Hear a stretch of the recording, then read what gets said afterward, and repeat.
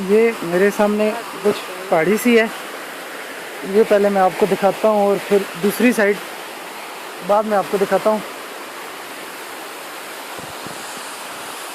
ये हम पहाड़ी के तकरीबन नीचे हैं।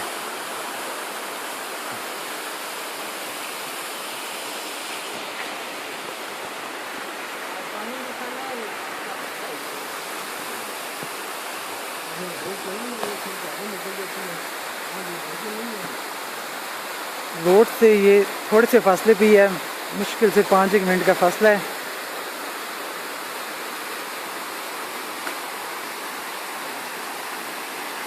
बड़ा अच्छा व्यू है यहाँ पे।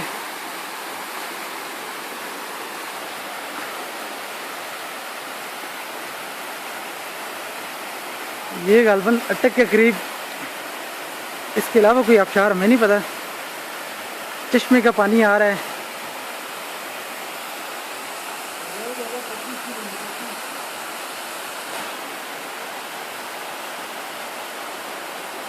इस पहाड़ को देख के लगता है कि शायद यहाँ पे भी पानी रहा है, क्योंकि जिस तरह ये यहाँ पे सुरंगें बनी हुई हैं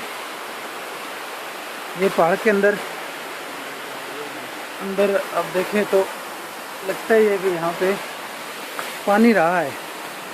बल्कि भाई बता रहे थे कि इस जगह पे पुराने वक्तों में समुंदर होता था, शायद यही वजह है।